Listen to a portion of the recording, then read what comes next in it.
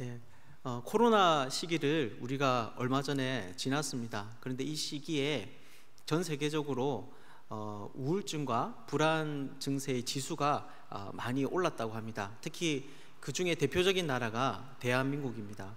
어느 정도 올랐는가 살펴보니까 우리나라 국민의 36.8%가 우울을 호소하였습니다. 이 수치가 OECD 국가들 중에서 1위라고 하더라고요. 많은 사람들이, 사실 10명 중에 거의 4명에 가까운 사람들이 이 코로나 시기에 우울증이나 혹은 큰 우울을 경험하는 그런 고통의 시절을 보내었습니다. 그래서 전문가들은 이 문제를 좀 해결하고자 그 원인을 많이 찾았는데요.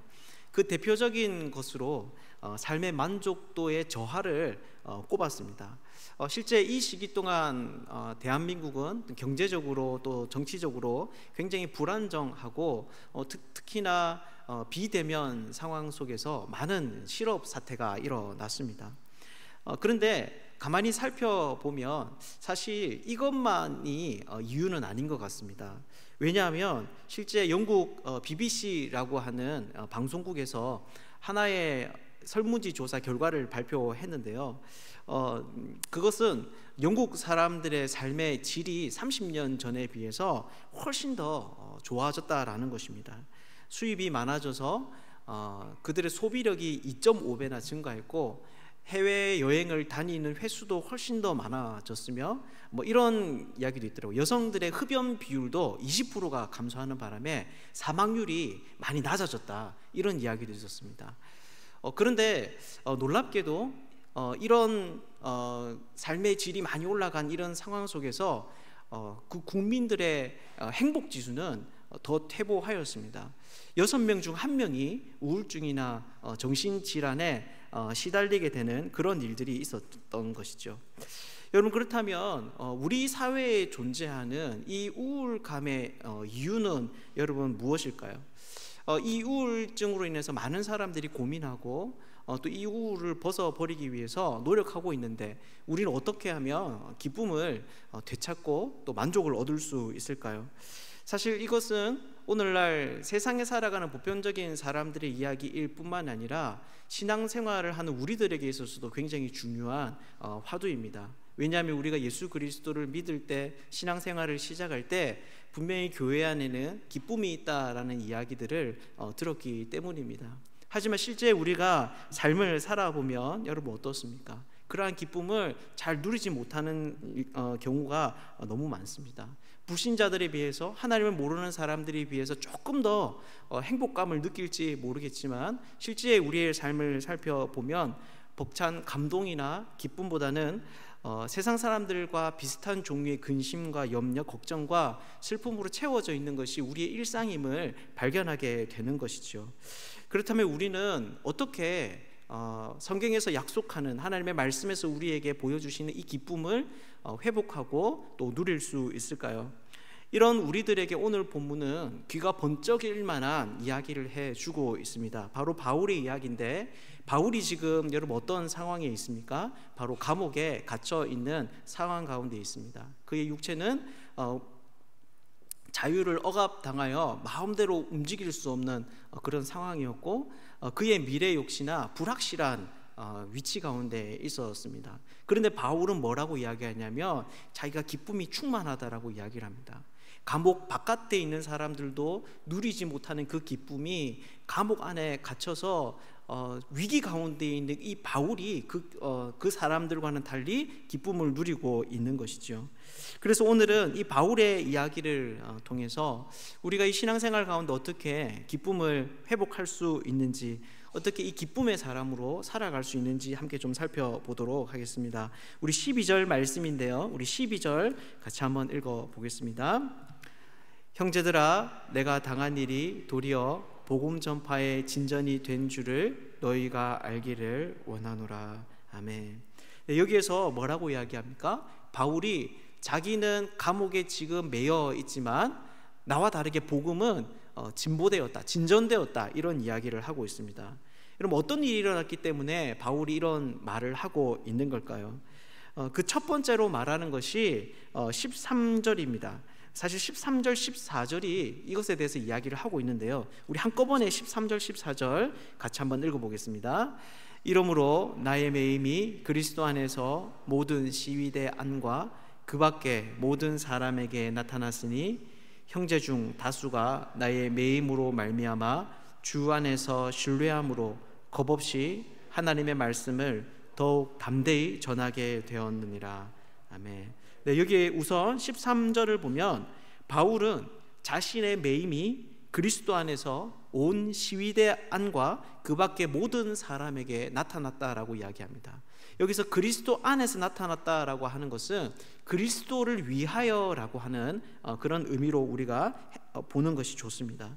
그리고 시위대라고 하는 것은 그 당시 로마에 머물고 있던 어떤 엘리트 군인, 이런 계층의 사람들을 의미합니다. 그리고 모든 사람들은 아마 이 사건을 주목하고 있는 관련된 그런 사람들을 의미할 것입니다. 여러분, 그러니까 이것이 무슨 말이겠습니까? 바울이 지금 감옥에 갇혀 있는데 이것은 바울 자신의 어떤 범죄 행위 때문에 이런 일을 당하고 있는 것이 아니라 바로 그가 예수 그리스도라고 하는 그 놀라운 분을 위해서 여기에 있는 것이다. 이 사실이 그를 감시하고 있던 여러 군인들과 이 사건과 관련된 모든 사람들에게 나타났다라고 하는 것이 바로 이 이야기입니다. 즉 바울은 감옥에 갇혀 있지만 이 일이 오히려 더 그를 둘러싸고 있는 사람들에게 예수 그리스도에 대한 소식을 더 드러나게 하고 있는 것이죠. 또한 14절은 무엇을 말하고 있습니까? 바울의 이러한 감옥에 갇힌 소식은 그를 둘러싼 사람들 뿐만 아니라 교회에도 큰 영향을 끼쳤습니다. 그래서 14절의 말씀을 보면 다수가 주 안에서 신뢰함으로 하나님의 말씀을 더욱 담대히 전하게 되었다라고 말합니다. 아마 이 당시 이 로마의 교회는 복음에 대해서, 로마뿐만이 아니라 이 소식을 하는 많은 교회들은 복음을 전하는, 복음에 대해서 전해야 된다라는 어떤 부담을 안고는 있었지만 사실 이 일들에 대해서 좀 소극적이었던 것 같습니다. 그런데 그들에게 어떤 일이 벌어진 것입니까? 바로 복음을 위해서 정말 고난을 받는 바울이 자기들 눈앞에 나타난 것입니다. 그래서 그들은 이 일들을 보며 자기들의 본으로 바울을 자신들의 본으로 삼을 수 있었던 거죠. 바울의 이러한 행위들이 그들에게 강력한 도전이 되었고, 그래서 그들은 바울의 뒤를 따라 복음을 전하는 사람들이 되었다라고 말합니다. 그리고 또한 둘째로 바울은 16절, 17절의 이야기를 통해서도 바로 이러한 복음의 진보가 일어난 것에 대해서 말을 하고 있습니다. 우리 16절, 17절도 같이 한번 읽어보겠습니다. 이들은 내가 복음을 변증하기 위하여 세우심을 받은 줄 알고 사랑으로 하나 그들은 나의 매임에 괴로움을 더하게 할 줄로 생각하여 순수하지 못하게 다툼으로 그리스도를 전파하느니라. 아멘. 네, 여기서 여러분 이것이 무슨 말입니까? 그 당시 이 로마 교회에는 바울에 대해서 상반된 입장을 가진 다른 집단이 있었던 것 같습니다. 한 부류는 바울을 인정하고 찬성하는 사람들이었습니다. 이 사람들은 방금 전 제가 13절에서 말씀드린 것처럼 바울로부터 복음 전도에 대한 도전을 받고 그를 따라서 예수 그리스도에 대해서 많은 사람들에게 그 소식을 알리기 시작했습니다. 그런데 또 다른 부류의 사람, 바울을 반대하는 사람들이 그 가운데 있었던 것 같아요. 그런데 이 사람들이 역시나 어떻게 한 것입니까? 바로 이들 역시나 이 예수 그리스도의 이야기들을 갑자기 전도하기 시작한 것입니다. 그런데 그들의 동기는 다른 것입니다. 바로 투쟁과 시기 때문에 이 일들을 하고 있다라고, 투기와 분쟁 때문에 이 일들을 하고 있다라고 이야기를 하고 있습니다. 그러니 사실 이 사람들이 한 일은 겉으로 봤을 때는 예수 그리스도를 전파하는 행위였지만 실제로는 정치적인 이해가 그 안에 들어 있는 겁니다. 그 당시에 로마는 복음에 대해서 여전히 거부감을 가지고 있었습니다. 그런 상황 속에서 교회가 예수 그리스도의 복음에 대해서 전하고 그 사건들이 많은 사람들이 입에 회자될 때 로마 당국이 어떤 액션을 취하겠습니까? 바로 그 일들을 위해서 잡혀온 이 바울에게 위해를 가할 수 있는, 압력을 가할 수 있는 여지가 있는 것이죠. 즉 바울, 로마 교회에 있는 또 다른 집단, 바울을 반대하는 사람들은 바로 이런 목적으로 복음을 열심히 전했다라고 하는 것입니다. 그런데 여러분, 결과적으로 바울이 뭐라고 이야기합니까? 그것이 좋은 의도이건 나쁜 의도이건 그리스도께서 더욱더 전파되고 있다는 것입니다. 예수 그리스도의 이름이 이전보다 훨씬 더 풍성하게 또 빈번하게 사는 사람들에게 알려지고 있는 것이죠. 물론 여러분, 여기에서 말하는 이 바울의 이야기는 그가 잘못된 동기로 복음 사역하는 것을 인정한다라고 하는 그런 의미는 아닙니다. 왜냐하면 바울이 사역을 할 때 기본적인 그 사람의 생활 원칙이 뭐였습니까? 자비량이었습니다. 텐트 만드는 일들을 해가며 직접 자기의 쓸 것을 벌어서 쓰는 것이 바로 바울의 사역 방식이었습니다. 왜냐하면 다른 사람들이 보았을 때 바울이 또 다른 숨겨진 다른 개인의 이득을 위해서 이 일들을 한다라는 어떤 그런 소리들을 듣지 않기 위해서 바울이, 또 성도들에게 그런 짐을 지우지 않기 위해서 바울이 이 일들을 해 갔던 것이죠. 여러분, 그렇다면 이것이 여러분 무슨 말이겠습니까? 바로 바울이 감옥에서도 기뻐할 수 있었던 이유는 그가 감옥 밖에 있는 사람들조차도 얻을 수 없는 그 기쁨을 갇혀있는 이 감옥 안에서 누릴 수 있었던 이유는 그가 바로 예수 그리스도 중심적으로 살았기 때문이다라고 하는 것입니다. 다시 말해서 예수를 위해서 살고자 하는 그 마음 때문에 바울은 감옥에 갇혀있는 그 고통 속에서도 육신의 자유를 억압당하고 미래에 대한 어떤 희망을 다 잃어버린 그런 상황 속에서도 기쁨을 누리도록 또 풍성한 즐거움을 누리면서 그렇게 살아가고 있는 것이죠. 사랑하는 여러분, 이것은 오늘날 성도들이 왜 신앙을 가졌음에도 불구하고 기쁨을 잃어버렸는지에 대해서 우리에게 알려줍니다. 바로 예수님을 믿지만, 신앙생활을 하지만 여전히 옛 질서와 옛 본성에 속한 자기중심적인 태도로 살아가기 때문입니다. 여러분, 그렇게 되면 사람들은 예수님보다 자기 자신의 문제, 자기가 당하는 어려움과 그 결핍에 집중하게 됩니다. 이런 상황에서 자기에 대해서 가지는 그 동정심을 우리가 자기연민이라고 부르는데요. 여러분, 우리가 이 자기연민에 빠지게 되면 여러분 어떻게 됩니까? 사실 슬픔에서 벗어날 수 없는 그런 상황이 됩니다. 왜냐하면 이 세상은 이미 죄로 인해서 깨어졌기 때문입니다. 하나님께서 세상을 창조하시고 그 아담에게 주셨던 완전한 평강과 만족과 그 행복은 사실은 우리의 이 삶의 주변에서 찾아볼 수가 없는 것이죠.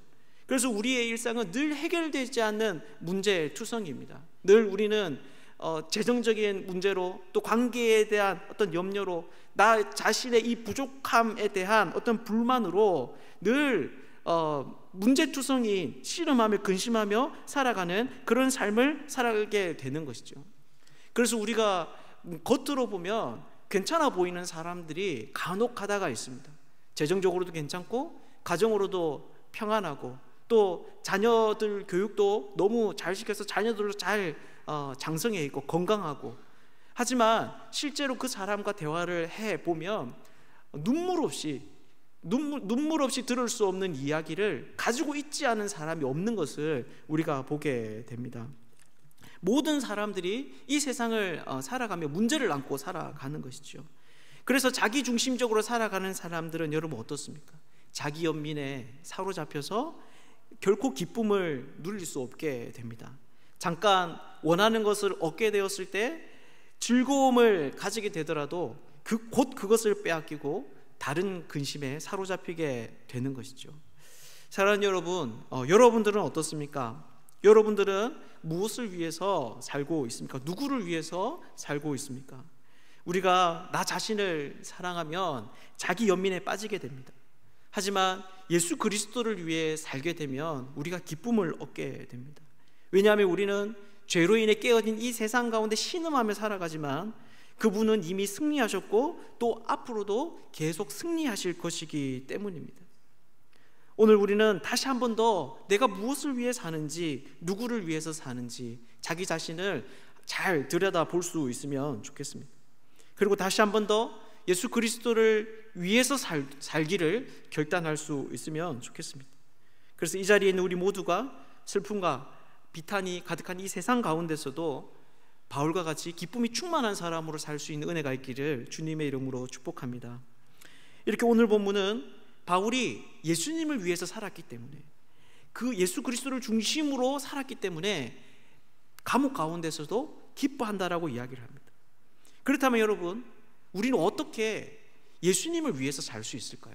자기 중심성에 사로잡힌 우리가 어떻게 예수 그리스도 중심으로 살아갈 수 있을까요? 우리 20절 말씀인데요, 우리 20절을 같이 한번 읽어보겠습니다. 나의 간절한 기대와 소망을 따라 아무 일에든지 부끄러워하지 아니하고 지금도 전과 같이 온전히 담대하여 살든지 죽든지 내 몸에서 그리스도가 존귀하게 되게 하려 하나니. 아멘. 네, 우리가 방금 전 18절의 말씀을 읽어보았는데 여러분, 그 끝이 어떻게 마무리됩니까? 기뻐하고 또한 기뻐하리라 라는 말로 표현됩니다. 그런데 이 말은 사실 우리가 좀 오해하기 쉬운 문장입니다. 왜냐하면 그냥 한글로만 쭉 읽으면 이 두, 기뻐하고 기뻐한다라고 하는 이 말이 앞에 12절부터 계속 진행되어 온 이야기의 결과처럼 보이기 때문입니다. 다시 말해서 바울이 감옥 가운데서도 예수 그리스도 중심적으로 살아가고 있다, 그래서 나는 기뻐하고 또 기뻐한다, 이렇게 읽힐 수가 있는 거죠.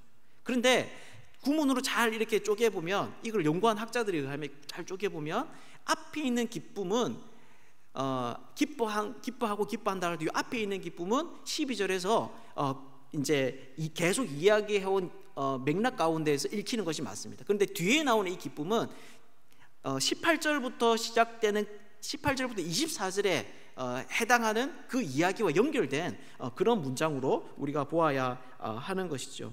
그런데 여러분, 이렇게 문장이 다름에도 불구하고 내용을 쭉 읽어보면 바울이 가지고 있는 그 태도는 역시나 동일합니다.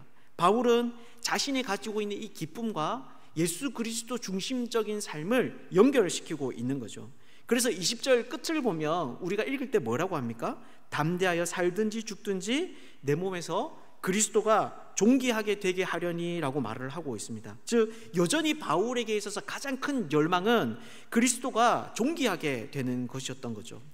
그런데 이 두 번째 문장에서는요, 앞에서 밝히지 않았던, 바로 바울이 주님을 위해 살 수 있었던 그 이유에 대해서 말을 하고 있습니다.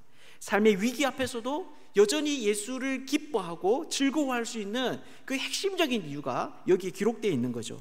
여러분, 그것이 무엇입니까? 우리 19절 말씀인데요, 우리 19절을 같이 한번 읽어보겠습니다. 이것이 너희의 간구와 예수 그리스도의 성령의 도우심으로 나를 구원에 이르게 할 줄 아는고로. 네, 이 19절은 한글에는 나와 있지만 원어를 보면 이유에 해당하는 접속사가 들어가 있습니다. 영어로 보면 for라고 하는 단어인데요, 즉 바울이 이렇게 기뻐하는 그 이유에 대해서 말을 하고 있죠. 그것이 무엇입니까? 바로 나를 구원에 이르게 할 줄 아는 고로입니다. 즉 구원에 대한 확신이 바울로 하여금 예수 그리스도를 위해서 살도록 하고 있는 것이죠. 여러분, 그렇다면 이 구원이 무엇일까요? 어떤 사람은 이 구원을 보면서 감옥에서의 구출이라고 이야기를 하기도 합니다. 그러니까 바울이 지금 감옥에서 기뻐할 수 있는 것은 본인이 곧 풀려날 것을 확신했기 때문이다라고 하는 거죠. 그런데 맥락을 쭉 이렇게 살펴보면 바울은 계속 자기의 미래에 대해서 불확실한 태도를 보이고 있습니다. 내가 죽든지 살든지 이런 표현들 가운데 그의 긴장이 드러나 있는 거죠. 그렇기 때문에 이 단어는 단순히 어떤 구출의 의미로 볼 것이 아니라 우리가 흔히 생각하는 종말론적인 구원, 영원한 생명을 얻게 되는, 하나님 앞에 심판대에서 얻게 되는 그 구원이라고 보는 것이 더 적합할 듯합니다. 그래서 20절을 보면 나의 간절한 기대와 소망을 따라 아무 일에든지 부끄러워하지 아니하고라고 말을 하고 있는데, 이건 역시나 같은 맥락으로 읽을 수가 있는 거죠. 여기서 간절한 기대 또 소망 이런 거는 비슷한 말입니다. 그런데 여기서 말하는 이제 이 간절한 기대라고 하는 단어는 성경에서 어떤 의미로 쓰였냐면 미래에 일어날지 안 일어날지 모르는 어떤 불확실한 것에 대한 기대를 의미하는 것이 아닙니다. 그런 희망을 말하는 것이 아니라 반드시 일어날 것이라고 생각하는 그 확신을 나타내는 것이 바로 이 간절한 기대입니다. 그러면 바울은 이 감옥 가운데서 무엇이 반드시 일어날 것이라고 생각을 하고 있습니까? 바로 자신이 아무 일에도 부끄러워하지 않는 것이다 라는 것입니다. 여기서 부끄러워한다라고 하는 말도 종말에 가서 악의 심판대 앞에서 우리가 당하는 그 일들을 표현하는 단어 중에 하나입니다. 바울이 말하는 바는 무엇이냐면 그때 가서 하나님께서 자기를 모른 척하지 않으실 거라는 거예요. 하나님께서 나의 편에 서셔서 나를 변호해 주셔서 이 악의 심판대 앞에서 내가 옳았음을 하나님께서 말씀해 주실 것이라고 하는 이 바울의 확신이 바로 이 가운데 들어있는 것입니다.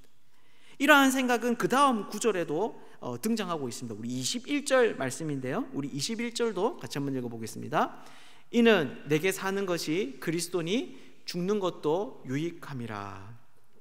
네, 이 말은 조금 뉘앙스에 따라서 이제 학자들마다 조금씩 해석들이 다르더라고요. 근데 핵심이 뭐냐면 이 예수님에 대한 바울의 헌신을 보여주는 것입니다. 즉 바울은 예수 그리스도께 자기의 생명을 내어주어도 아깝지 않다라고 하는 말을 하고 있는 겁니다. 여러분, 그렇다면 바울이 어떻게 이런 말들을 할 수 있었을까? 바울이 어떻게 이런 것을 기쁨으로 삶을 수 있었을까? 우리 23절인데요 23절 말씀을 같이 한번 더 읽어보겠습니다.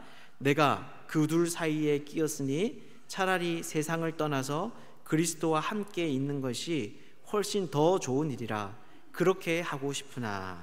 네, 여기에서 뭐라고 이야기를 합니까? 바울은 자기가 세상을 떠나게 되는 날, 즉 자기가 죽게 될 때에 무슨 일이 일어났는지를 분명히 알고 있는 거죠.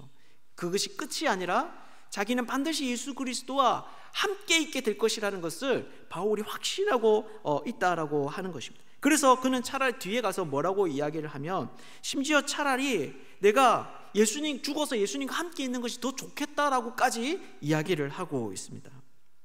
여러분, 그렇다면 이것이 무슨 말이겠습니까? 바로 바울이 예수 그리스도를 위해서 살 수 있었던 것은 그가 자신의 생명까지도 드리고 생명까지도 드리는 그런 열정을 가지고 있었던 것은 바로 그가 복음의 사실을 정말로 믿었기 때문이다라는 것입니다. 그래서 그는 이 복음에 나타난 예수님을 사랑할 수 있었습니다. 이 세상에 그 무엇보다 그분과 가까이 하고 싶은 그런 열망이, 자신의 전부를 주어도 예수를 얻고 싶을 만큼 그분의 위대하심과 그 놀라우심을 바울이 이 복음 가운데서 발견했던 것이죠. 사랑하는 여러분, 여러분들은 어떻습니까? 여러분들은 바울이 이 복음을 붙드는, 복음을 믿는 이 믿음을 여러분들도 가지고 계십니까? 만약 우리가 정말 이것을 믿는다면 우리는 더 이상 자기중심적인 태도로 옛 본성의 질서대로 우리가 살아갈 수 없습니다. 왜냐하면 복음은 우리에게 구원의 메시지를 전파하지만 오직 그 구원이 예수 그리스도에게 달려있다라고 말을 하기 때문입니다. 즉 복음은 우리에게 구원의 소식에 대해서 말해주지만 그것은 또 다른 한편으로 예수님만이 우리의 유일한 희망이고 인간은 전혀 기대할 것이 없는 그런 존재라고 하는 인간 존재의 인간에 대한 그 기대의 종말을 바로 복음이 우리에게 가르쳐주고 있는 것이죠. 실제 이것은 우리의 신앙생활을 들여다보아도 그렇습니다. 여러분, 대표적인 예로 내적 치유 세미나가 있지 않습니까? 한때 많은 사람들이 구원을 자신의 심리 상태의 회복이라고 이해했습니다. 그래서 자신의 과거의 상처를 치유받고 싶어하고 또 자신의 연약함에서 온전해지고 싶은 것을 자기 이 신앙생활의 목표로 삼았습니다. 그러면 정말 행복해질 수 있다라고 생각했던 거죠. 상처가 치유되면 내가 좀 더 좋은 사람이 되면 그 만족이 자기한테 있을 것이라고 생각을 했습니다.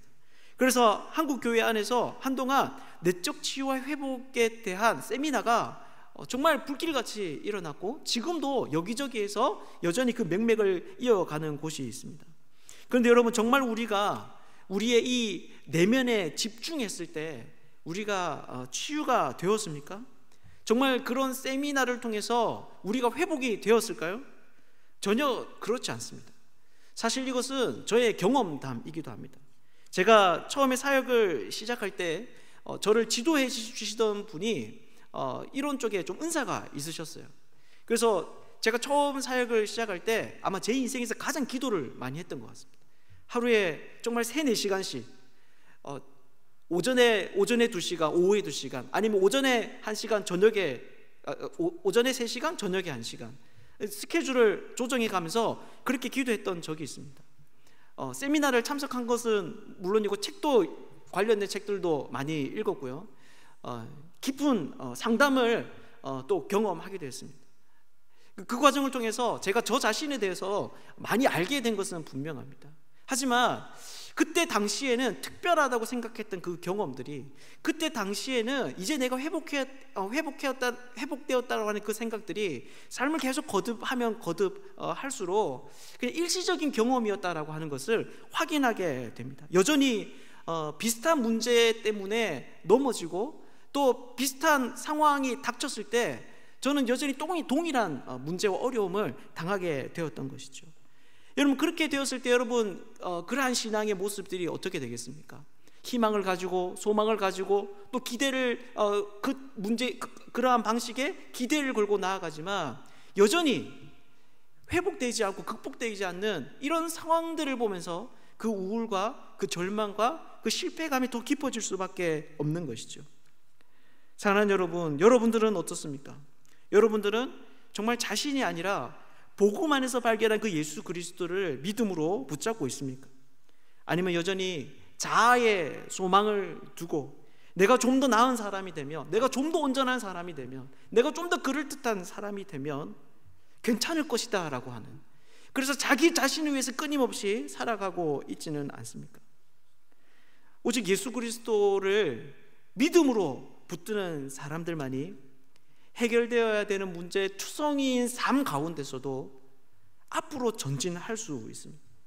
오직 예수 그리스도께 자신의 모든 소망을 둘 때 우리는 옛 본성에 깊이 뿌리 박힌 자기 중심성을 깨뜨리고 예수님을 위해서 살아갈 수 있는 힘과 능력을 얻게 되는 것이죠.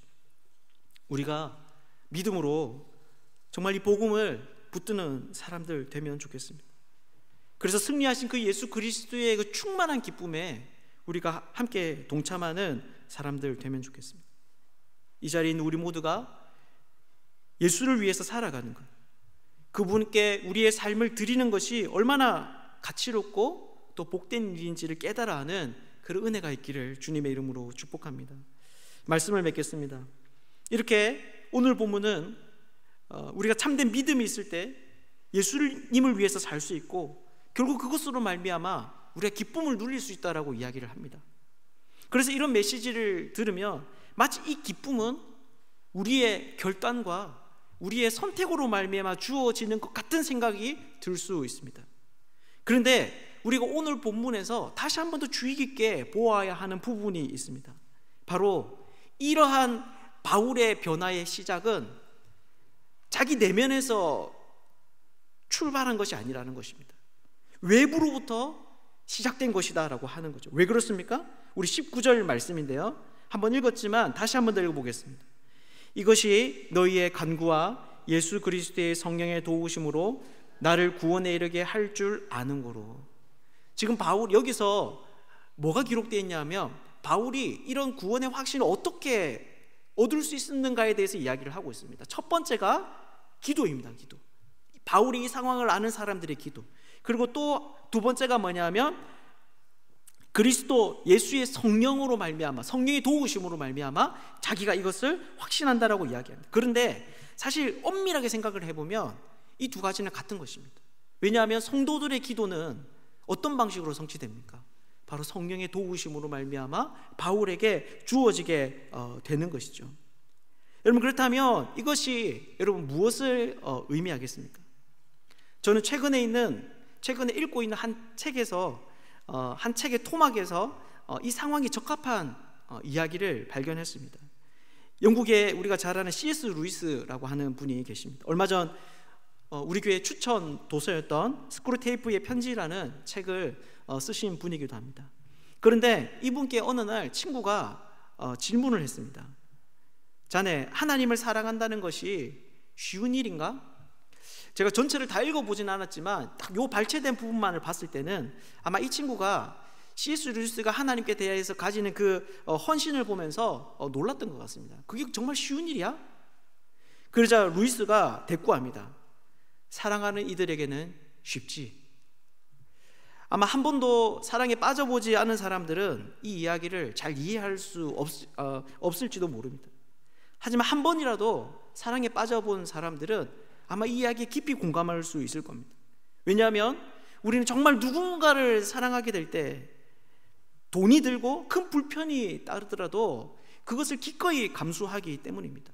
다른 사람들이 볼 때는 그 어리석은 상황들이, 시간과 재정과 그 열정과 그 젊음을 낭비하는 것 같은 그 상황들이, 일방적인 손해를 보는 그 상황 속에서도 그 사람에게는 지금 그 자리가 천국인 것이죠.